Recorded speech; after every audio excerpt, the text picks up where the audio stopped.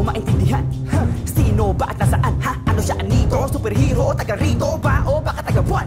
Ano ba yan? Gawa-gawa lang ba ng tao? O kabaliktaran tulad ni Adan? Yung totoo di mo alam, ayaw makialam o wala ka lang pakialam. Ang dami na namamatay, pumapatay, nagpapakamatay at nabubuhay sa mali. Mga patay, nadadamay sa mga away. Ang gulo na ng mundo na kulang sa pansin. Puro pagkera, tulot ng pera, nakakalungkot, ba't ka ba ubod ang dead? Mapunye, karetrik sa kuweba, oras na Sodom at Gomorra. Sino pa planeta? Teka!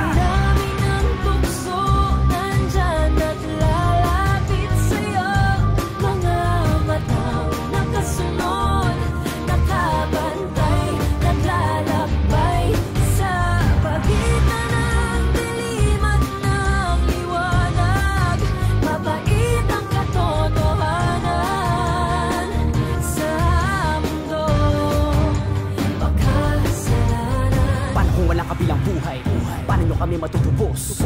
Paano wala pa rin patunay at yunay kasi wala naman talagang Diyos na wakaw magpasamba. Kung ayaw mo daw manatalanta, pero ganun pa rin naman kahit magdasal ka. Di naman tutora ng miyo, mapagmahal siya. Nasa na ba kasi yung ebidensya mo? Kanatakpan ng piring ang sistema, mga pruweba ng primitibong siyensya. Mahirap na gabay na parating penitensya, sintensya sa mga puso. Kontrolado utak kapag kahawak ang puso. Punto sa patungo ang relihiyon, sa katapusan ba ng mundo o sa Panginoon? Bakit ganon?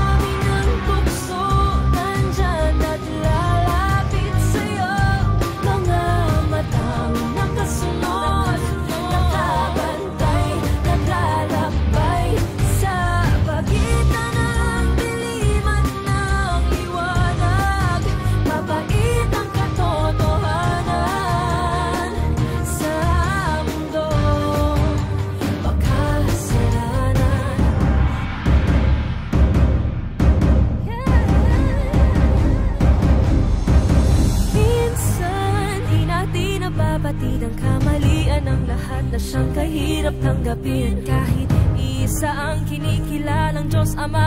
Ang tanong, bakit yata parang dead na yung iba?